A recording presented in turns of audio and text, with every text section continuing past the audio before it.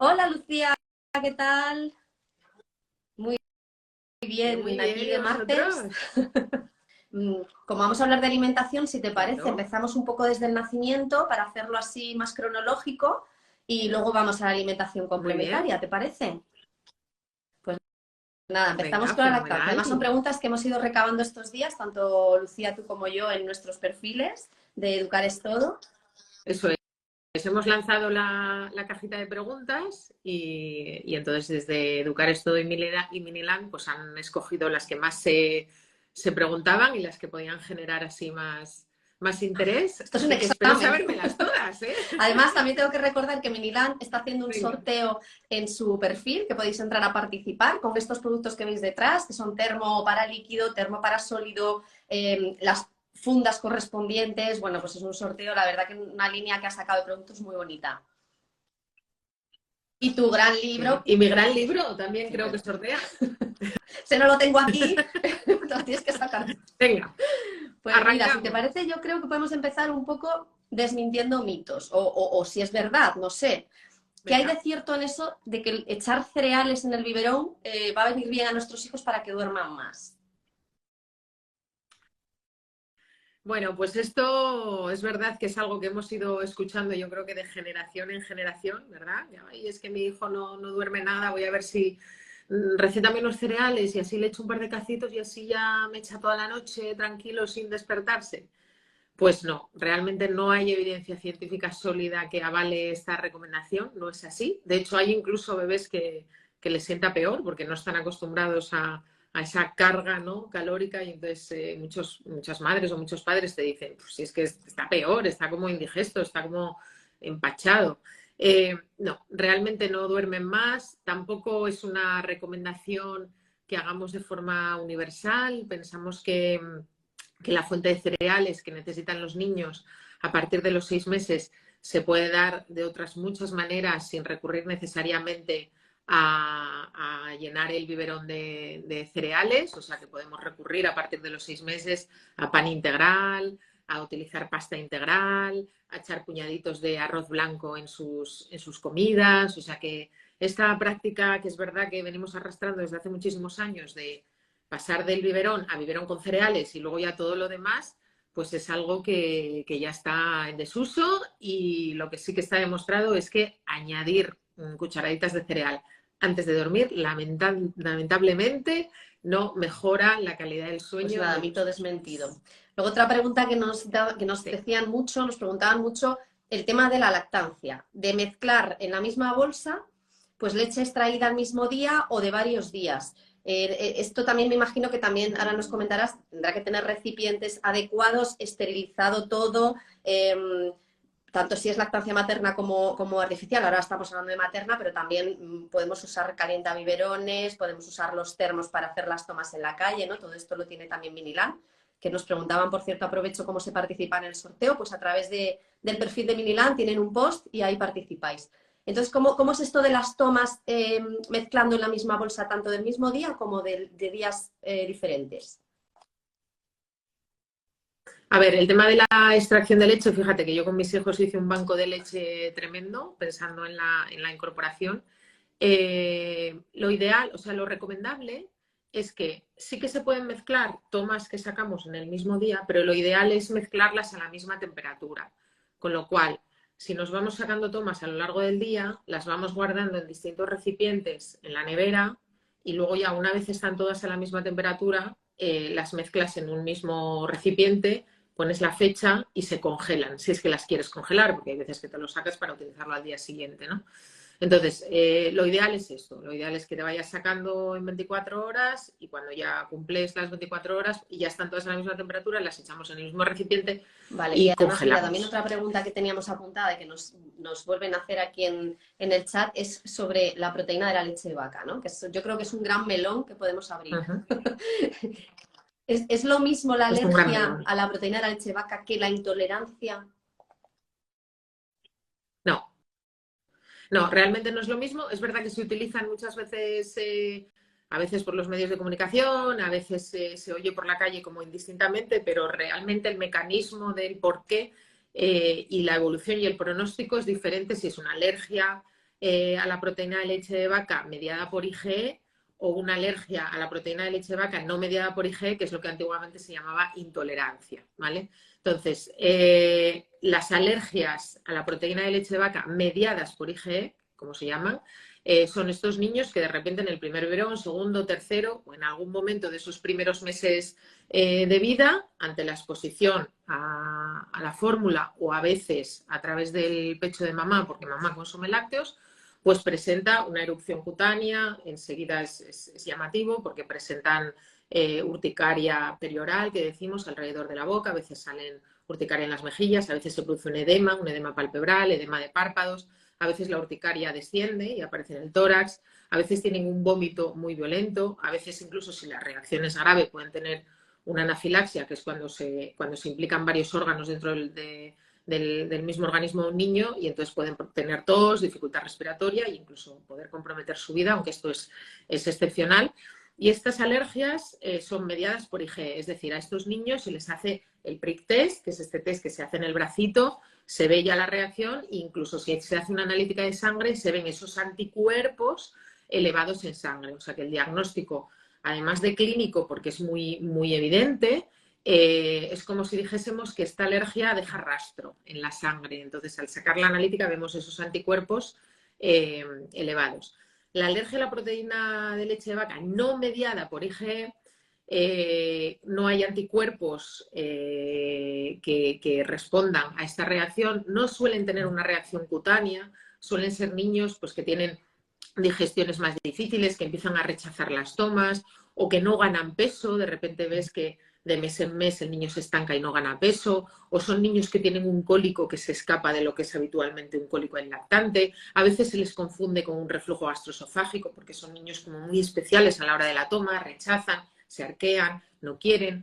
A veces vemos síntomas digestivos, pues empiezan con mucha diarrea o incluso de posiciones con sangre. Y estos son, aunque les saques una analítica a estos niños, no va a salir rastro en la sangre, pero si clínicamente cumple estos criterios, entonces se hace una dieta de exclusión, se quita la proteína de leche de vaca, se les da unas fórmulas especiales o si la mamá está dando pecho, se le suprime la leche y, por supuesto, todos los derivados a la madre para que no pasen esas proteínas a través del pecho. Y si el bebé mejora en todos sus síntomas y vemos que gana peso, que desaparece el llanto, que desaparecen esas cacas con sangre, pues entonces tenemos el diagnóstico. O sea, que son entidades que se parecen, pero luego en el Claro, y origen además nos son preguntaban, que esto ya diferentes. lo has comentado tú, que aunque que no tome biberón, sino leche materna, puede tener alergia a la proteína de la vaca igualmente, ¿no? Sí, hay mamás o papás que vienen confundidos, ¿no? Y te dicen, pero ¿cómo puede ser que tenga una alergia a la proteína de leche de vaca si es que nunca ha probado un biberón? Y es verdad que esto a veces ocurre. Ocurre pues porque la mamá consume lácteos, o se toma su café con leche por la mañana, o se toma su yogur, o se toma un trocito de queso, o se toma un trozo de pizza que lleva queso, o se toma un helado. Entonces, esas proteínas de la leche pasan a través de la leche materna. Entonces, el bebé las va ingiriendo y llega un momento, pues a lo mejor a los 15 días, al mes, a los 2 meses, en que el cuerpo del bebé dice, hasta aquí hemos llegado, no tolero ya más leche, y entonces es cuando empiezan las manifestaciones clínicas. O sea, la pregunta, yo que estoy dando solamente lactancia materna, ¿es posible que mi hijo ante estos síntomas sea una alergia a la proteína Claro, de y leche de luego vaca? Sí, es posible. si está diagnosticada, ¿esto desaparece en algún momento? Que será otro de los temores de las madres. Sí, el pronóstico es bastante bueno. Bueno, el pronóstico es muy bueno, realmente. Más del 80% de los niños antes de cumplir los 5 años ya toleran la proteína de la leche de vaca y la leche de vaca. Y de hecho, la inmensa mayoría lo hacen antes de los 2 años. Solo hay un pequeño porcentaje de población que mantiene esta alergia para toda la vida.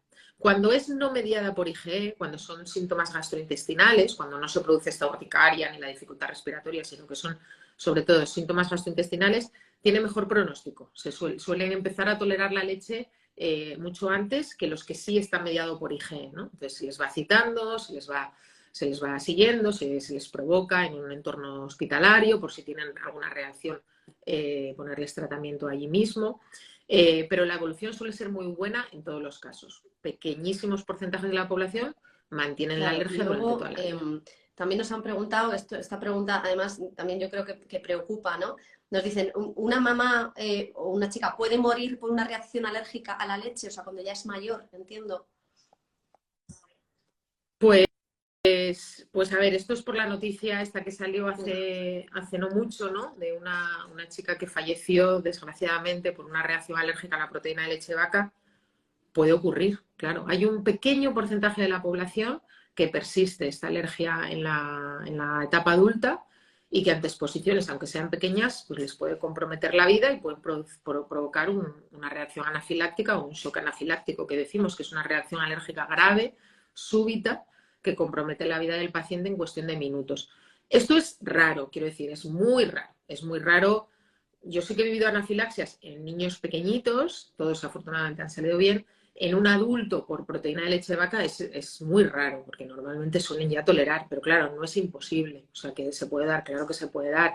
Por eso es muy importante que todos los pacientes tengan la edad que tengan, si han sufrido o han tenido antecedentes de una reacción grave alérgica ante alimentos, deben de llevar siempre la adrenalina autoinyectable. Cuando son adolescentes o adultos la llevan ellos mismos y saben perfectamente cómo ponérsela, que es una inyección intramuscular en el muslo, y cuando son pequeñitos son los padres los que están perfectamente instruidos. Entonces, el mensaje importante de esto es que si tu hijo ha tenido una reacción grave alérgica, debéis de llevar siempre con vosotros una adrenalina autoinyectable. Claro, seguimos con alergias porque además es que es un tema que al final preocupa, ¿no? Porque que preocupa, ¿no? Y que es muy frecuente. En adultos y en niños, porque claro, si nosotros somos alérgicos, es probable que nuestro hijo también, es decir, tiene un componente genético, la alergia.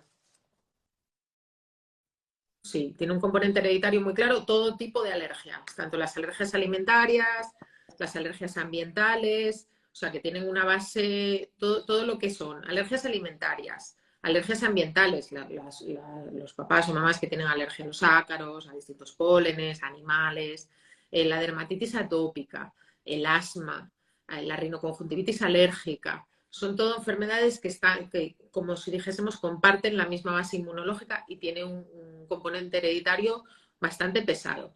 ¿Qué quiere decir? ¿Quiere decir eso que si yo soy asmática o alérgica, mi hijo lo va a ser sí o sí? No, no tiene por qué. De hecho, lo más probable es que no lo sea. Pero si tú eres alérgica a algo, tu hijo tiene más posibilidades que una persona que no es alérgica a que tenga alergias. Eso tampoco quiere decir que tengamos que retrasar determinados alimentos. No, es que yo como soy alérgica a los frutos secos, pues entonces yo a mi hijo no le voy a dar frutos secos hasta los 3 años. Esto es algo que se recomendaba hace años y que incluso yo lo estudié en su momento, pero ahora la evidencia es sólida en cuanto a esto. No hay que retrasar la introducción de los alimentos. De hecho, el retrasar los alimentos a veces lo que hace es aumentar el riesgo de presentar alergias. O sea que es bueno que vayamos exponiendo a nuestros hijos a los alimentos de una forma normal, lo que sí que los padres tienen que estar un poquito pues eso, pendientes cuando les den esos alimentos a los que ellos son alérgicos, pues por si acaso hacen algún tipo de reacción, que vayan al centro sanitario. Mira, Marta nos está viendo desde el hospital que justamente están con una provocación de la nuez, o sea que está en tema alérgico total lo que estás comentando. Sí, es que las provocaciones se hacen en entorno hospitalario, entonces se les dice a los padres que lleven pequeñas cantidades del alimento que sea, ¿no? Si es huevo, si es leche, si es fruto seco, y entonces se les van dando pequeñitas cantidades allí, tienes ahí sentaditos a todos los niños, y entonces van probando, entonces va saliendo la enfermera, el alergólogo, y va viendo, y si tienen reacción, pues entonces se les pone tratamiento y ya se les cita para dentro de X meses para volver a provocar, o no. Entonces, sí, hacen ahí como una especie de comunidad, todas las madres que van a las pruebas de provocación. Bueno, pues le deseamos a esta madre mucha suerte y que ojalá supere la prueba y ya. Claro que sí, claro. Ahí es más fácil porque la provocación tienes la vigilancia médica, ¿no? Pero nosotros en casa, ¿cómo podemos detectar que nuestro hijo pues tiene alguna alergia alimenticia, ¿no? ¿Qué signos de alarma tenemos que tener? Bueno, lo primero que tienen que saber los padres es que cuando le damos por primera vez un alimento a nuestro hijo, yo lo digo en plan de coña, pero lo digo de verdad porque lo he vivido. No es buena idea darle de comer por primera vez fresas o kiwi o cualquier alimento estando de excursión en la pica del monte, donde el sitio más cercano civilizado está a 2 horas. No es buena idea. Entonces, cada vez que introduzcamos alimentos nuevos, pues hacerlo en un entorno controlado, pues en casa, tranquilamente, a una buena hora, que esto no quiere decir que tengamos el SAMU ahí abajo esperándonos, porque no hay que generar esta ansiedad anticipatoria, pero bueno, hacerlo en un momento en el que estemos tranquilos, sobre todo esas primeras exposiciones, ¿no? Entonces, las reacciones más frecuentes suelen ser leves. O sea, en la inmensa mayoría de los niños que tenemos con alergias alimentarias, la reacción suele ser leve. Pero aunque sea leve, como puede ir increciendo en minutos, siempre recomendamos coger al niño y ir al centro sanitario más cercano, el que tengáis más cerca de casa. Y lo normal es que tengan un eritema perioral, que esto es que enseguida se les pone alrededor de los labios muy rojo, o les empiezan a salir ronchas en las mejillas, o los párpados de repente se les inflama, o les salen ronchas por el cuello y por la parte superior del tórax, o a veces empiezan con unos vómitos muy violentos. Dices, ¿pero qué ha pasado? Si ha tomado 3 cucharadas y empiezan a vomitar, a vomitar, a vomitar. Incluso algunos se quedan así, como no llegan a perder el conocimiento, a veces sí, pero se quedan ahí como agotados. Por supuesto, si tienen tos o dificultad respiratoria o en los labios inflamados, entonces todavía con más razón, ¿no? Pero aunque sean unas ronchas pequeñitas, yo siempre aconsejo sacar una foto y llevártelo al centro sanitario. Y lo normal muchas veces es que sean reacciones leves y que incluso cuando llegan y les vemos, hay veces que ya no la tienen, pero te enseñan las fotos, ¿no? Entonces, cuando tienen una reacción así, siempre decimos no dar ese alimento hasta que sea valorado por el alergólogo infantil y programemos un poco la hoja de ruta que vamos a llevar con ese niño. O sea, no hacer experimentos si tenemos la sospecha de que hay algún alimento que le ha causado Vale, pues reacción. si te parece, como estamos hablando ya de alimentos, ya pasamos a hablar de la alimentación complementaria, que ya hemos como dado un saltito de etapa, ¿no? Porque claro, también es otra duda muy frecuente entre las madres. Algunas quieren hacer el baby led weaning, ¿no? Otras quieren hacer triturados, no saben qué es mejor. Sí que es verdad que, claro, también hay que buscar el tipo de vajilla o el tipo de cubiertos, de utensilios que queremos utilizar, ¿no? Mira, por ejemplo, Minilan, que recuerdo lo del sorteo en su post, tiene vajillas, por ejemplo, para diversidad funcional, discapacidad visual, para fomentar la autonomía, termos de sólidos, que nos viene muy bien para salir de casa, ¿no? Y poder alimentar a nuestros bebés. Pero, ¿qué es mejor, Lucía? ¿El baby led weaning, triturados, mixtos? ¿Qué hacemos? Bueno, tú sabes que estamos en una sociedad como que parece que si no te posicionas radicalmente en una postura es como que no te mojas. Y yo no soy nada extremista, no me gustan los radicalismos y yo pienso y opino que el mejor método para dar de comer a nuestros hijos es el que vosotros decidís y el que vuestro hijo también decide, porque hay veces que vamos con la idea de yo voy a hacer un BLV porque me lo he leído todo, me he hecho cursos, me he leído libros, tal. Y luego pues el bebé llegan los 6 meses y no hay manera, pues porque a lo mejor ha sido prematuro y necesita más tiempo, o porque tiene un reflejo de extrusión, que esto es que le pones algo sólido sobre la superficie de la lengua y tienen esta arcada continua y es muy difícil empezar con alimentos sólidos. Entonces, yo siempre les explico a los padres qué información tienen, cómo quieren empezar y en base a eso pues hacemos un traje a medida, ¿no? Entonces, oye, que sois una familia que decís, mira, yo es que le tengo bastante respeto a los trocitos, veo al bebé todavía un poco blandito, yo prefiero empezar con triturados y así yo también me voy adaptando a las nuevas comidas, voy haciendo cositas y tal, y ya dentro de un tiempo podemos meter los trozos y claro que podemos empezar con triturados a los 6 meses y luego a los 7 o a los 8 empezar con trozos y terminar con un BLV a los 8 meses y medio. O sea, no hay ningún problema. Sin embargo, hay papás, mamás que van con la idea de hacer un BLV porque lo han hecho con otros hijos o porque han leído mucho o porque les apetece y realmente es un éxito y sientas al bebote ahí con 6 meses y da gusto porque le pones sus alimentos y los coge y los mastica y lo hace fenomenal, pues genial, ¿no? Entonces, yo siempre les digo a los papás y a las mamás, que esto lo insisto mucho en mi curso de alimentación, que el mejor método es el que ellos eligen y el que su hijo elige. Entonces, lo importante es tener todos los conocimientos, qué es lo que tiene que comer nuestro hijo y luego ir adaptándonos. Pues si durante un tiempo solo tenemos que dar ese alimento triturado y luego pasamos a los trozos, pues bienvenido. O sea, que queréis empezar con un BLV y sentarlo ahí en su platito con los distintos trozos y que sea él el que elija y es un éxito, pues adelante, genial, ¿no? Entonces, no hay uno mejor que otro, porque hay veces que se generan expectativas muy elevadas y a veces genera mucha frustración en las familias, entonces no merece la pena, ¿no? Entonces, probemos con el que a vosotros os apetezca y si hemos optado por triturados, yo sí que en torno a los 7-8 meses ya les meto un poquito de caña a los papás para que empecemos ya con trocitos para ir trabajando la masticación, porque la masticación es algo que se entrena, no podemos pasar de la noche a la mañana de tomar triturados a de repente a los 15 meses de ternera, ¿no? La masticación es algo que tenemos que ir entrenando y que tenemos que ir trabajando con nuestro bebé. Entonces, mensajes. Si empezamos con triturados, a partir de los 8 más o menos, seguiremos progresando en las texturas con la idea de que vaya comiendo trozos. Mira, hay una pregunta además que se repite, que nos la vuelven a hacer por aquí también, que es: mi bebé con 6 meses tiene reflejo, no quiere nada de los 2 métodos, ¿qué hago? ¿Qué hacemos si nuestro bebé de 6 meses y medio, pues todo lo escupe, no le gusta nada, no quiere comer nada? ¿Ahí qué hacemos? Sí, esto es muy, muy, muy frecuente. El reflejo de extrusión es un reflejo que tienen todos los mamíferos, nosotros y el resto de mamíferos del planeta, que nos protege frente a atragantamientos de cosas sólidas, ¿no? ¿Por qué? Porque durante los primeros meses nosotros estamos entrenados para comer leche, líquido. Entonces, si nuestro cuerpo detecta algo sólido en la lengua, se produce un reflejo nauseoso en el que intentas expulsar eso que tienes encima de la lengua para no atragantarte. Es como que tu cuerpo identifica peligro, peligro, esto hay que expulsarlo, ¿no? Entonces, este reflejo, que se llama reflejo de extrusión, desaparece entre los 6 y los 8 meses. Es un poco variable. Entonces, hay bebés, sobre todo bebés que han estado con lactancia materna, que el pezón es muy blandito, que no es como la tetina del biberón, ¿no?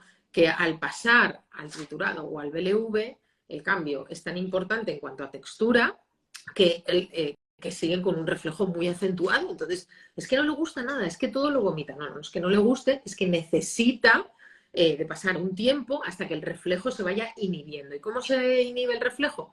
Pues teniendo mucha paciencia, esperando con tranquilidad y exponiendo todos los días, varias veces, pues a la cuchara o al alimento o a lo que sea, ¿no? Es como, yo siempre pongo el mismo ejemplo: los que usamos lentillas, hay un reflejo que nos protege el párpado, el ojo, que se llama el reflejo corneal, que cuando algo toca la córnea, la superficie del ojo, de forma refleja nosotros cerramos el párpado para protegerlo, ¿no? Los que usamos lentillas, las primeras veces que te pones la lentilla, claro, el reflejo corneal hace que cierres el ojo y cuesta un montón. Pero llega un momento, ante las exposiciones repetidas a la córnea, que nuestro cerebro interpreta: bueno, esto no debe ser peligroso porque es que es algo que me están haciendo todo el rato en la córnea, entonces voy a dejar de cerrar el párpado. Y perdemos ese reflejo. Y entonces tú ya te pones la lentilla y el párpado no se cierra. Pues con el reflejo de extrusión nos pasa lo mismo. Entonces hay que exponer a los niños, pero sin perder la paciencia, sin enfadarnos, por supuesto, sin obligar, y veremos cómo poquito a poco el bebé empieza de tomar 2 cucharadas a tomar 3, a tomar 4, a tener menos náuseas, o sea que mucha... Y si en este caso, mucha por paciencia. ejemplo, es el pediatra el que recomienda incluso adelantar esa alimentación complementaria, ¿no? Por eso de que a lo mejor pierde peso el bebé o siente que tiene hambre, porque nos preguntaban también, una de las preguntas que nos han enviado es: mi bebé de repente ha aumentado la demanda por la noche de leche, ¿no? Entonces el pediatra a los 5 meses ha dicho: no, mete purés porque este niño está pasando hambre y está bajo de peso. ¿Eso está bien? Bueno, a ver, nos faltarían muchos más datos para saber exactamente qué es lo que le pasa a este bebé. Realmente la leche tiene más calorías que meterle una papilla de fruta o una papilla de salado. O sea que el motivo de vamos a empezar con las papillas de fruta o de salado para que gane peso no se sustenta. No se sustenta porque si hablamos de aporte calórico es más la leche que la papilla. Porque de hecho si tú le metes una papilla a un bebé tan pequeñito, pues nos va a quitar, probablemente nos quite de leche, de tomas de leche, o nos quita un bibe o nos quita una toma de pecho. Entonces estamos reduciendo el aporte calórico. Entonces, no metemos papillas antes de los 6 meses por un problema de peso. Esto no es correcto. Si el niño ha cambiado mucho en su horario y empieza a pedir mucho por la noche, pues yo antes de empezar una alimentación complementaria, antes de los 6 meses, que realmente no es necesario, intentaría analizar qué es lo que está pasando, qué es lo que está pasando durante el día. Al final los bebés responden siempre ante estímulos, ¿no? Pues a lo mejor la mamá se ha incorporado a trabajar y entonces pasa tiempo sin ver a la mamá y entonces por la noche el bebé está súper ansioso y súper alerta y se despierta mucho para comprobar que la mamá está ahí, o a lo mejor está pasando algo en casa que ha alterado el ritmo de sueño del niño, pero el niño que empieza a despertarse por la noche muchas más veces de lo normal, no necesariamente es por hambre, ¿no? Y si está perdiendo peso con una alimentación, con una lactancia materna o biberón, hay que ver qué está pasando en ese bebé. A lo mejor está cursando pues con una alergia a la proteína de leche de vaca, por ejemplo, no mediada, o una infección que está empezando ahí en esos primeros días. O sea que nos faltarían muchos más datos, pero metemos las papillas antes de los 6 meses para que coja peso, eso sí que no, Luego, por porque la ejemplo, leche tiene más tampoco hay calorías. una cantidad máxima con la que se tenga que alimentar a nuestro bebé. Quiero decir, nos preguntaban también, tiene 9 meses y come mucho. ¿Hay alguna cantidad máxima que yo le tenga que poner un límite y decir, ya no comes más? Se acabó. Bueno, es una pregunta trampa, porque claro, si decimos, no, respeta las señales de hambre de tu hijo, pues es que esto a veces es complicado porque no todo el mundo tenemos las mismas señales de interpretación de hambre. No, este niño tiene más hambre, tiene más hambre, tiene más hambre, ¿no? Ahí juegas con la interpretación de otra persona externa y no siempre podemos acertar. Siempre decimos que normalmente los niños cuando no quieren más, no quieren más, pero también es verdad, yo lo he vivido en mi propia casa, que hay críos que parece que no tienen fin, y dices, es imposible que siga teniendo hambre, ¿no? Entonces, solemos manejar unas cantidades aproximadas. Lo que sí que intentamos no superar es la cantidad de proteína, sobre todo en ese primer año, entre los 6 meses y los 12 meses, conviene no superar esos 30, 40 gramitos de proteína animal al día. Y eso es un trocito así de pechuguita o un trocito un poquito mayor de pescado. Entonces, yo es que le doy todo lo que quiero. ¿Pero qué le das? No, pues es que le pongo una pechuga de 150 gramos de pollo todos los días. No, hombre, eso no. Eso es una sobrecarga proteica que es contraproducente, que encima es uno de los principales factores de obesidad infantil en las edades tempranas. Es una sobrecarga renal a su riñón que no es capaz de digerir tanta proteína.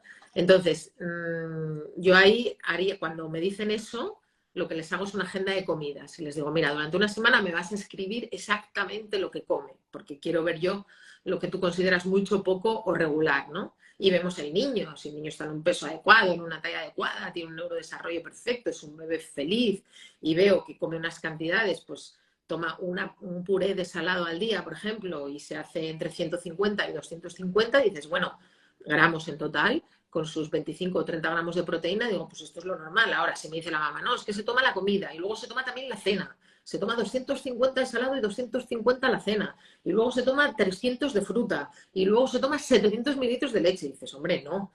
Entonces, son preguntas que no son tan sencillas de responder porque hay que ver el niño, lo que pesa, lo que mide, sus hábitos de comida. Y como mejor se ve es haciéndole a los padres que escriban exactamente lo que coman. Pero lo que restringimos, lo que más restringimos estas primeras edades es la Mira, nos cantidad de pregunta proteína también, ¿qué animal. recipiente es mejor utilizar para llevar agua fuera de casa?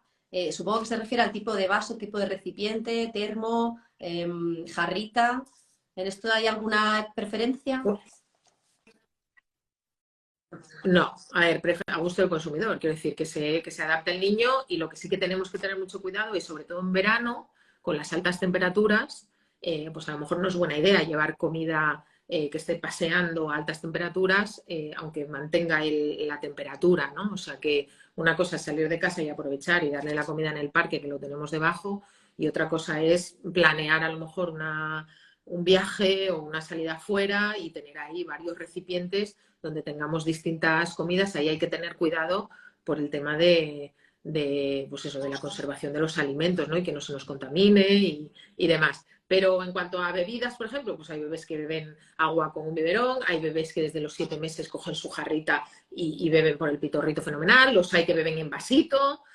O sea que eso, lo ideal, a mí siempre me gusta decirles a los papás que prueben distintas maneras de darles, Claro, porque los niños fíjate, es se que casi todas las adaptan preguntas genial. van sobre cantidades. Fíjate lo que nos preocupa a los padres y a las madres, el tema de las cantidades de lo que tiene que comer o comen nuestros hijos. Porque, por ejemplo, hay varias preguntas en torno a los 2 años, ¿no? Que si antes comían, ahora no comen, han dejado de comer cosas que le gustan o solo toman leche y han dejado la comida.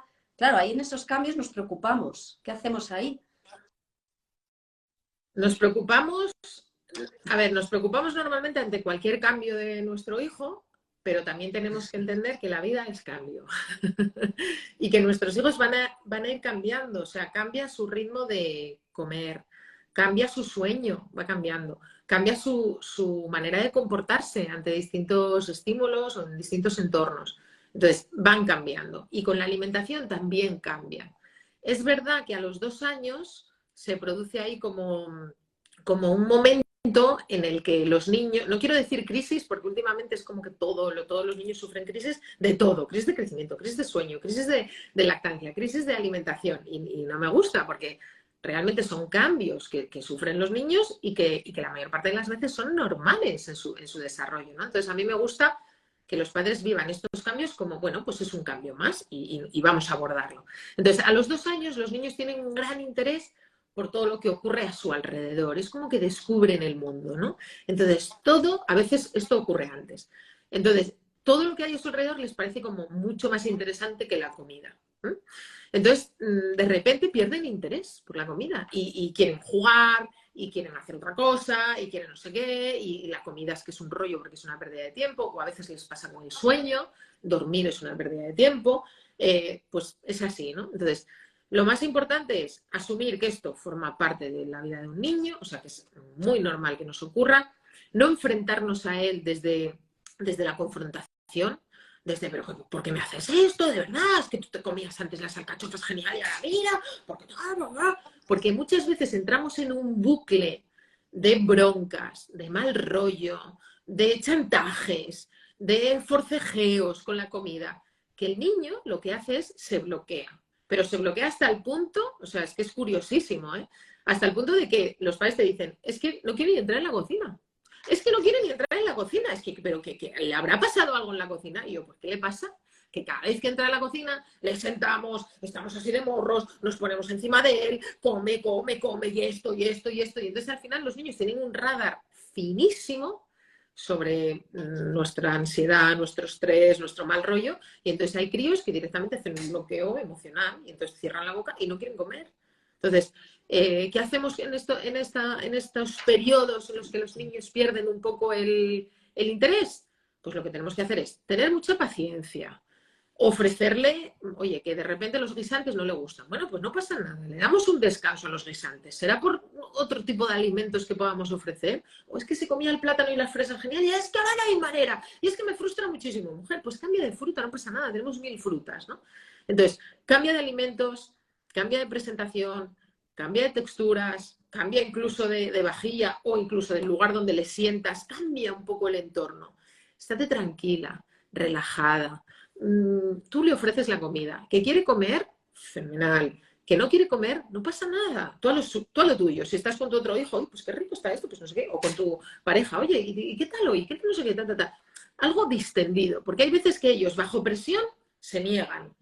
Y cuanta menos atención les brindemos, a veces te sorprenden. Y entonces de repente los ves, ¡pum!, que prueban, que cogen, que tal, cual. Entonces, paciencia, mucha mano izquierda, ir probando. Hay un alimento que no le gusta, pues lo retiramos de su dieta durante un tiempo, no pasa nada, y dentro de una semana o dos lo volvemos a exponer de otra forma diferente y le damos un tiempo. Normalmente suele ser un mes y medio, y enseguida vuelven a coger otra vez su ritmo. Si ven que no, pues que consulten con un profesional. Y luego un error que cometen muchas veces, bueno, un error, tampoco un error, pero a veces sin darnos cuenta, como la leche se la toman también, bueno, pues como no ha comido nada, bueno, pues por lo menos que se tome un biberón. Ah, no ha querido merendar, bueno, pues que se tome el biberón. Ay, no ha querido cenar, pobrecito, se va a acostar con el estómago vacío. Bueno, pues le voy a dar un biberón. Y entonces de repente ellos van ganando terreno con los lácteos y te encuentras con un niño de 2 años en los que los padres, cuando les haces esa agenda de comidas, te das cuenta de que el 80% de su dieta es leche. Y tienen una dieta blanca, que decimos, toma leche, toma yogures, toma queso. Pero hemos ido suprimiendo todo lo demás. Y incluso son niños que de aspecto pueden estar hasta gorditos, porque claro, son críos que están tomando un litro y medio de leche, y eso al final es un aporte calórico importante. Pero pueden tener una anemia por falta de hierro, faltan vitaminas que no tienen el resto de los alimentos. Entonces ahí hay que reconducir esa situación y hay que empezar a ir quitando leche para ir volviendo a introducir poquito a poco Claro, el resto mira, de además también nos alimentos. preguntan otra cosa que también les preocupa mucho, el tema de cómo lidiar con el tema de procesados, azúcares y demás. Porque claro, comprar hoy sin azúcares hoy en día, yogures, galleta, todo lleva azúcar, ¿no? ¿Cómo podemos hacer que nuestros hijos coman sanos en ese sentido? Pues no comprándolo. Nuestros hijos... Fruta, que sueles tan decir fácil como siempre, es. ¿no? Fruta, ante la Es duda, que mi hijo fruta. Tu eslogan. A ver. Claro, ante la duda, fruta. Es que no sé qué darle a merendar, fruta. Es que no sé qué darle al almuerzo, fruta. Que a ver, hay otras cosas. Le puedes hacer unos palitos de pan integral con hummus. Le puedes cortar unas cuñitas de queso. Le puedes hacer una tostadita con tomatito ralladito y un poquito de aceitito. O con un poquito de queso fresco. Le puedes hacer hummus de todo, de garbanzos, de lentejas. A los niños les encanta el pringue, les encanta mojar cosas. O sea que tenemos muchos recursos, ¿no? Pero esto de que es que a mi hijo le encantan las galletas y es que, claro, no sé cómo quitarle las galletas. Es que tiene 3 años, pero es que por él estaría todo el día comiendo galletas. ¿Cómo hago para que no coma las galletas? Pues no compres las galletas. O sea, no las compres. Porque el niño de 3 años come lo que nosotros compramos. Entonces, claro, no podemos pretender decirle que no coma galletas cuando el paquete de galletas está encima de la mesa. O no podemos pretender que no nos pida el bocata de Cacao Tao, por no decir marcas, cuando lo están viendo es muy difícil, ellos no entienden, está ahí, pues si está ahí será para comerlo, entonces no lo compremos. ¿Por qué? Porque luego llegarán los 6 años, los 7, los 8 y ellos ya lo van a ver en el cole, van a tener acceso a todo este tipo de alimentos, tal, y ya nos va a resultar más difícil. Pero en los primeros 3, 4 añitos que los niños comen única y exclusivamente lo que nosotros tenemos en la despensa, es fácil. Luego la adolescencia, o sea, ahí ya... Ahí ya te arrasa la nevera. Terrible, porque ellos ya... O sea, la nevera tuya, la de sus vecinos, y las máquinas de vending, y ya, ahí ya, ¿sabes? Perdemos la batalla, pero por lo menos los primeros años que dependen de nosotros, entonces intentemos no comprar ultraprocesados, intentemos no comprar galletas, ni cereales del desayuno de estos hiper dulces con un montón de azúcares, ni zumos industriales, ni postres lácteos, natillas, gelatinas, tal. Si tú a un niño le ofreces una mandarina, gelatina o una mandarina y un yogur con cereales, con frutas, con azúcar, con no sé qué, lo normal es que te elija el postre lácteo, porque tiene un sabor mucho más dulce, mucho más intenso. Los procesados además están diseñados para generar tienen un efecto adictivo en nuestro cerebro. Quieres más, no puedes comerte nunca un bombón solo, es que te pide más el cuerpo, ni las galletas, no somos capaces de comer una galleta, sino que el cuerpo nos pide más porque produce unos chutes químicos y eso está súper estudiado. Y esto no pasa con una mandarina, tú te comes una y como mucho te comes 2, pero el cuerpo no te pide comer mandarinas de forma compulsiva como si te pide comerte palmeritas de chocolate pequeñitas. Tú compras el paquete y hasta que el paquete no se termina, ahí no paras. Entonces, ¿qué podemos hacer para que nuestros hijos no coman ultraprocesados? No comprar ultraprocesados. ¿Que luego nos vamos a un cumple y se ponen hasta arriba? Pues vamos a un cumple y se ponen hasta arriba. Y no pasa nada. Que luego un día la yaya les compra no sé qué y tal, pues tampoco nos vamos a enfrentar a la yaya si es un día. Otra cosa es que meriende todos los días en casa de la abuelita. Pero un día le quiere comprar no sé qué, no pasa nada. Lo importante y lo que marca los hábitos de vida saludables y nuestra salud es lo que tenemos en la despensa. Nos preguntan mucho por el embutido. Azúcar no, pero embutido... Pues cuanto menos mejor. Esto es verdad que mi hijo no come azúcar, pero no come azúcar y además todas las tardes merienda o un bocata de salchichón o de chorizo o de paté o de salchichas. Pues a ver, el embutido es una carne procesada. Es verdad que hay distintos grados de carne procesada. No es lo mismo una mortadela de estas de chopper que lleva 30% de magro y el resto es todo procesado, que un jamón cocido 95% extra, que es la carne cocida tal cual. No es el mismo procesado, aunque son carnes procesadas.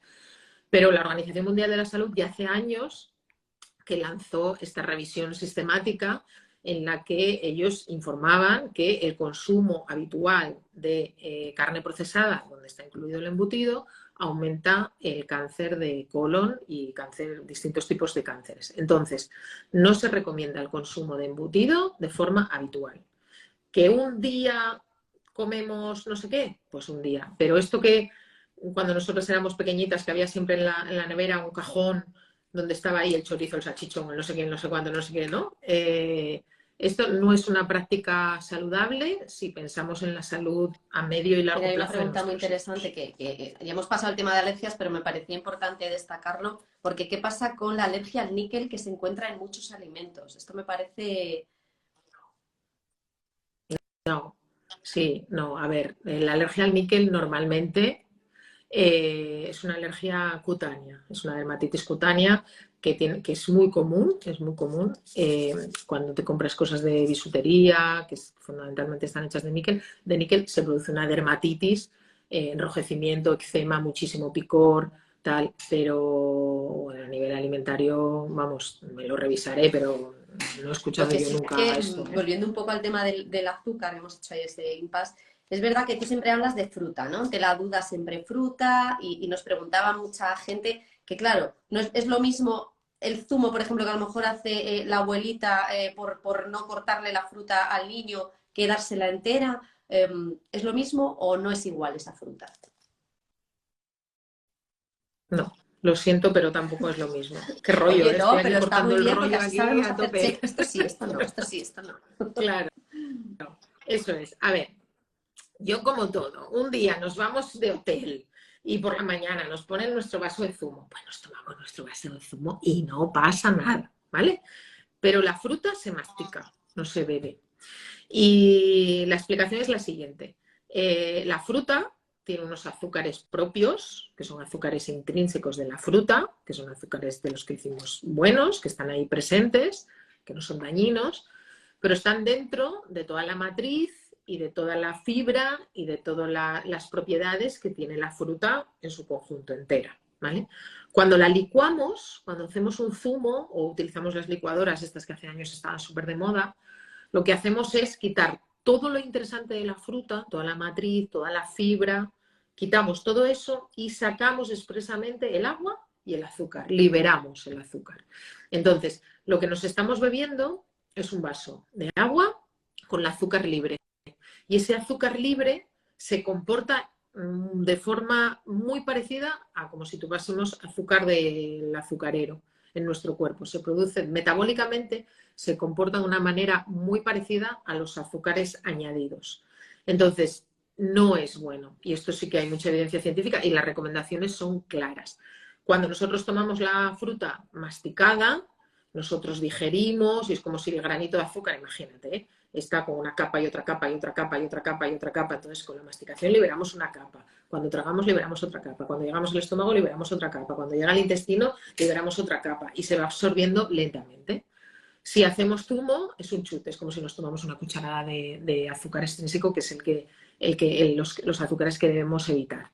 Entonces, la Academia Americana de Pediatría, por ejemplo, en los menores de un año, desaconseja el consumo de zumos naturales. Por supuesto, los envasados y los néctar, que son los néctar son los que llevan los azúcares añadidos, con más razón, ¿no? Pero desaconseja los azúcares, o sea, los zumos naturales en los menores de un año por este motivo, porque los niños beberán el zumo y entonces pierden el interés hacia la fruta natural, pierden el interés hacia la masticación de la fruta natural y además esos picos de glucosa que se producen en su cuerpo no son los naturales ni los deseables. En los mayores de un añito, pues nos dicen que pueden consumir hasta medio vasito, como mucho, de zumo, y en los más mayores, pues como 3/4 partes de vaso al día ya en los mayores de 7, 8 años. Pero preferiblemente el mensaje que debe de calar es que la fruta se mastica, que si esporádicamente nos tomamos un zumo, no pasa nada. Oye, es que yo este domingo me apetecía un montón y compré unas naranjas de zumo y hicimos aquí zumo para toda la familia para desayunar. ¿Pasa algo? Pues es que no pasa nada. Esto es como si un día te vas y te comes un chocolate con churros, pues ¿qué va a pasar un día? No pasa nada. Pero la costumbre del zumito de naranja todas las mañanas, mejor cortamos la Y siempre será naranjita en mejor trocitos y triturar la que pinchamos. exprimir, ¿no? Sí, sí, sí, porque triturado, es verdad que vaciamos un poco, pero al triturar está toda la fibra. Está la fibra, está la matriz, está todo el contenido de la fruta. Lo que pasa que es verdad que no es igual que masticado. Pero bueno, hay bebés que con 6 meses no podemos pretender que mastiquen una pera. Entonces, pues necesariamente tenemos que pasar por el triturado. Pero no es lo mismo licuado que Claro. triturado, que es Hablabas antes de toda la alimentos pieza entera. desaconsejados en el primer año, ¿no? ¿Qué otros alimentos están prohibidos en ese primer año, ¿no? En esos primeros meses de alimentación complementaria? Venga, pues tenemos azúcares, como hemos dicho. La miel está prohibida en el primer año por el riesgo de una enfermedad que puede ser grave que se llama botulismo. Esta enfermedad son unas esporas de una bacteria que se puede depositar en la miel, se puede depositar en las conservas. Entonces, en los niños mayores de 1 año y en los adultos, nosotros si ingerimos esas esporas, nuestro cuerpo las puede eliminar porque ya está, nuestro intestino está lo suficientemente maduro como para eliminarlas sin darnos cuenta, pero en los menores de 1 añito su sistema intestinal todavía es tan inmaduro que ante determinadas agresiones o agentes externos sí que les puede causar enfermedad, y en los menores de 1 año puede causar el botulismo, que es una enfermedad que afecta a las fibras nerviosas, produce una parálisis y puede comprometer la vida del bebé. La Entonces, cucharadita de miel menores de antes 1 de año dormir, prohibida la miel. No deben tomar no. menores de 1 año. Ya lo... No. Eso ya lo vamos ahí. Prohibido. Y mojar el chupete en la miel tampoco, por favor. Esto es importante. La sal tampoco. En los menores de 1 año los niños no necesitan sal y sus riñones, por el mismo motivo, no están lo suficientemente maduros como para gestionar la sal, no necesitan la sal. ¿Qué más cosas? Las acelgas, las espinacas y la borraja son unas verduras que al cocinarlas liberan unas sustancias que se llaman nitritos, que en los niños menores de 1 año les puede producir una enfermedad que se llama metahemoglobinemia, que es una anemia severa. Entonces, en los menores de 1 año no se dan verduras de hoja verde, ¿vale? Ni acelgas, ni espinacas, ni borraja. Los menores de 1 año. Más cositas. Pueden tomar todo tipo de pescados, excepto pescados como el atún rojo, el emperador, el lucio o el tiburón, porque son pescados muy grandes que tienen mucho mercurio, ¿vale? Entonces, realmente los menores de 10 años no pueden consumir estos pescados. ¿Y qué más cosas no pueden comer? Bueno, los frutos secos, ni enteros ni en trocitos, ¿no? Yo le doy cacahuetes así a trocitos. Peligroso, porque pueden hacer una broncoaspiración, irse al bronquio, irse al pulmón, o pueden sufrir un atragantamiento y que se quede impactado y comprometer su vida. Podemos y debemos dar frutos secos, pero a partir de los 6 meses y molidos, ¿vale? Molemos cacahuetes, almendras, tal. Yo los ponía en botes de cristal y entonces cuando empecé, pues espolvoreaba a lo mejor una cucharadita en en la crema, fruta, ¿no? A lo mejor, ¿no? venden cremas a lo Y mejor vas 100%. por ejemplo, crema de cacahuete, exacto, crema de cacahuete 100%, con un poquito de pan, les encanta. Entonces, ¿pueden tomar frutos secos a partir de los 6 meses? Sí, pero tienen que estar siempre Y luego, molidos. volviendo a lo del azúcar, claro, nos decía una mamá, mi hijo tiene 2 años y no he tomado nada de azúcar en esos 2 primeros años y la gente me mira raro. Es verdad que el primer año se les aconseja el azúcar, pero luego esa introducción que al final es inevitable en el mundo del azúcar, ¿eso cómo lo hacemos? Cuanto más tarde, mejor. Este mito de, no, es que claro, necesitan el azúcar para el cerebro, ¿no? El cerebro necesita azúcar. Bueno, ya comemos azúcar, en los alimentos está el azúcar presente de forma natural, como puede ser en la fruta, ¿no? Por ejemplo. Y eso es suficiente. O sea, nuestro organismo no necesita de azúcar extra. No necesita. O sea, podemos vivir sin el azucarero. Podemos vivir sin la miel, que es un 85% de azúcar. Podemos vivir sin azúcar porque los hidratos de carbono ya están presentes en alimentos de forma natural, sin necesidad de azúcares añadidos. Entonces, eso por un lado. Segundo, ¿cuándo empezamos a introducir el azúcar en los niños? Cuanto más tarde mejor. O sea, yo si me dicen, llevo 2 años sin darle nada de azúcar al niño. Pues genial, genial, porque no aporta beneficios el azúcar. ¿Que tomamos un poquito de azúcar en no sé qué? Pues no pasa nada. Pero sí que tenemos una evidencia súper sólida de que el consumo habitual de azúcar no es bueno para la salud. Entonces produce caries, síndrome metabólico, obesidad, diabetes. Quiero decir que hay muchas enfermedades que se asocian al consumo abusivo de los azúcares. Así que si ha aguantado 2 años, pues se puede conseguir aguantar otros 2 años, genial. Que no, pues cuanto menos mejor. Siempre es mejor. Que compra yogur, es que ya no se lo quiere comer sin azúcar, por ejemplo, te dicen. Pues es preferible comprar tu yogur natural y echar una puntita tú de azúcar que no comprarlo ya azucarado, porque normalmente los azucarados llevan muchísima más azúcar de la que tú echarías si lo echases tú. Y al final el paladar se educa. Si tú educas a un niño a tomar alimentos muy azucarados, muy dulces, luego va a rechazar los alimentos naturales porque le va a parecer que están insípidos, que les falta sabor. Entonces, cuanto más dulce, más golosos les hacemos.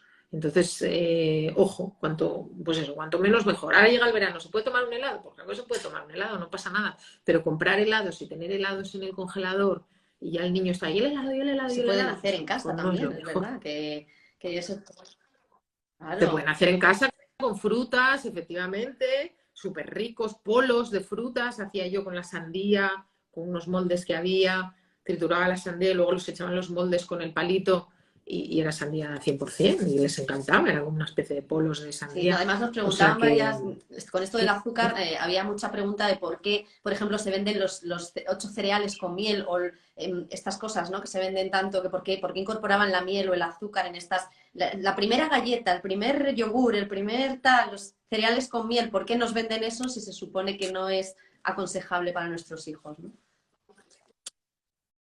pues a ver, la miel que está en los cereales está procesada, o sea, al final lo que llevan son aromas y tal, no es miel pura que pone en riesgo al niño con respecto al botulismo, de lo que hemos hablado. Suelen ser aromas y tal, o sea que no es peligroso en ese sentido. Pero claro, todo azúcar añadido en una alimentación infantil no es, o sea, no es bueno, es contraproducente, de hecho. ¿Por qué nos lo venden? Pues porque a los niños les gusta. Porque tú a un bebé de 8 meses le das un postre lácteo de esos de bebés ultra azucarados y es que a algunos niños se les ponen los ojillos en blanco. Pero luego no le vayas a dar el melocotón, porque claro, no le sabe a nada, o la pera. Entonces, esto parece que no, pero luego tiene un impacto muy importante, porque como os digo, su cerebro se educa hacia su paladar se educa hacia ese tipo de sabores. Y nos pasa con el dulce, nos pasa con la sal y nos pasa con los procesados. Estas personas que tienen la costumbre de tener el salero en casa y sin probar la comida ya echan sal y les preguntas, no, es que en mi casa de toda la vida echábamos sal, son como costumbres aprendidas y luego a estas personas todo les resulta que está soso porque se han acostumbrado a comer salado y tú lo pruebas y dices, pues si esto le sobra un montón de sal, es que los gustos es muy relativo y al final nos acostumbramos a lo que vivimos, ¿no? Entonces, si desde pequeñitos les acostumbramos a azúcares, serán niños con mucho más riesgo de tener una dieta rica en azúcares con todos los riesgos que eso conlleva en su día a día. Entonces, sabiéndolo, pues no lo compramos o lo compramos de uso puntual porque es una ocasión especial y ya está. Tampoco hay que decir, no, esto es el veneno, te mueres. No, pues lo que te digo, hay un cumple y hay eso, pues tampoco vas a ser tú la rarita que no te tomas el zumito que han comprado con toda la ilusión, pues te tomas tu zumito y no pasa nada. Pero lo que marca nuestros hábitos y la salud de nuestros niños, insisto, es Claro, y para nuestra lista de la marcar compra los semanal. hábitos y poder hacer el menú ideal o saludable a nuestros hijos, ¿qué es mejor? Seguir, por ejemplo, el conocido como plato Harvard, la pirámide de alimentos, o sea, a la hora de ponerle la comida a nuestros hijos, cómo la elaboramos, ¿no? ¿Cómo la confeccionamos? Pirámide de alimentos, Así esto lo ya pasamos. quedó para otro tiempo. Esto nada, eso ya nada. El plato de Harvard, sin duda. El plato de Harvard, que además yo creo que Sí. Vinilán tiene un plato chulísimo para que los niños lo pongan las comiditas ahí. Que el plato de Harvard no es más que si tuviésemos si esto fuese redondo, la mitad de lo que coman, o sea, la mitad de lo que ponemos en el plato, tiene que ser verdura y o fruta, la mitad. Un cuarto, o sea, un puñadito, tiene que ser hidrato de carbono, preferiblemente cereal integral, pues una cucharadita de macarrón integral, un puñadito de arroz blanco, un trocito de patata incluso, o sea, un trocito de pan integral si no tenemos nada por ahí, un poquito de sémola, tiene que ser un cuarto, y otro cuarto tiene que ser la fuente de proteína. ¿Y qué es la proteína? Pues es carne, pescado, huevo o legumbres. La legumbre es proteína vegetal, podemos tomar más cantidad que la proteína animal, pero la proteína animal sí que conviene que no sea más de ese cuarto. Entonces, si ponemos 2 puñaditos de verdura, tenemos que poner uno de proteína y uno de hidrato. Por ejemplo, 2 arbolitos de brócoli, pues si ponemos 2 arbolitos de brócoli, un cuarto será, pues a lo mejor una albondiguita así pequeñita y luego una cucharadita de espirales de pasta integral, por ejemplo. Pues ahí ya tienes un plato de Harvard. Si a lo mejor no llegamos a la mitad de lo que come de verdura y solo se toma un arbolito de brócoli, pues le ponemos de postre 3 gajitos de mandarina. Y entonces de lo que coma ya sabemos que la mitad es fruta o verdura, un cuarto es proteína y un cuarto es hidrato de carbono. ¿Qué ocurre en países como España? que invertimos todas esas proporciones y solemos tomar mucha más proteína. Y ese suele ser el origen de la obesidad infantil en las edades tempranas. Decimos, uy, ha cenado una tortilla francesa de atún y se ha quedado como un rey. Pues al final, un huevo entero con una latita de atún es proteína, proteína. Es que no necesita, y no ha tomado nada de verdura, no ha tomado hidrato de carbono. Es preferible ponerle la mitad de una tortillita francesa con unos tomatitos trinchaditos o unas rodajitas de calabacín y a lo mejor pues un trocito de pan integral o una cucharadita de arrocito, por ejemplo. O sea que lo importante es que sepamos que la mitad de lo que coma en el plato tiene que ser fruta o verdura, un cuarto tiene que ser proteína, que es carne, pescado, huevo o legumbres. Si es legumbres podemos poner más porque es proteína vegetal. Y otro cuarto, hidrato de carbono, que es patata. Y ahí pan, entraría también, pasta, por ejemplo, la quinoa, ¿vale? el pulso, Como fue... todas estas cosas entrarían en pasta, ¿no? Exacto. Cereales. Cereal, en hidrato de carbono, sí.